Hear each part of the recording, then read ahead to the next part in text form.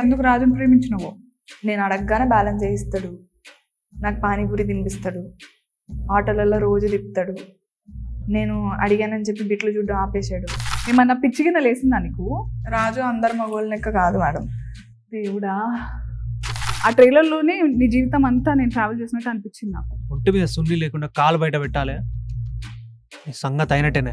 చాలా toxic relationship లో ఉన్నట్టు అనిపించింది నాకు. నువ్వు మన గురించి ఊరంతా టామ్ టామ్ అయిందంట. టాటో అయితే లవ్ చేయవానే? చేస్తా లవ్ చేసేది పెళ్లి చేసుకోవడానికే కదా.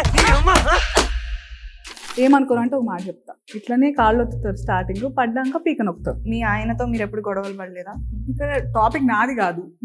దెబ్బలలో కూడా ప్రేమ కనిపించింది. ఇదంతా సినిమాలలో బాగుంటది కానీ నిజంగా బాగుండదు. అదంతా ప్రేమిస్తే ఎట్లా నొప్పి ఇస్తారు నాకు అర్థం కాదు. చెప్పు. నొప్పిద్దామని అనుకోలేదు. నేను కొడితే కూడా నేను చంపితే కూడా ప్రేమ చూస్తున్నారనే కదా నెత్తికెక్కుతారు వీళ్ళంతా. లేదు మేడం, మరి నేను కొడతా కదా రాజుని అదే ప్రేమతో. నువ్వు కూడా కొట్టినావా? ఇద్దరి మధ్యలో నలిగిపోయి నీ ఇష్టం ఏందో మర్చిపోయి బతుకుతున్నట్టు అనిపించింది. నీకంటూ ఒక ఇష్టం ఇష్టం అనేది ఉండద్దా? నిజంగా నాకు ఇష్టం ఉంటుందా మేడం? నాకు ఉండాలనే అంటున్నా నేను. మీరు రాంబాయి ప్లేస్లో ఉంటే ఏం చేస్తారు మేడం? నేను కూడా మస్తు దెబ్బలు తిన్నా. సిటీలో నీలాంటి ముద్దుగుండే పిల్లల్ని, ఇంత పద్ధతిగా ఉండే వాళ్ళని మస్తు మంది చూస్తారు.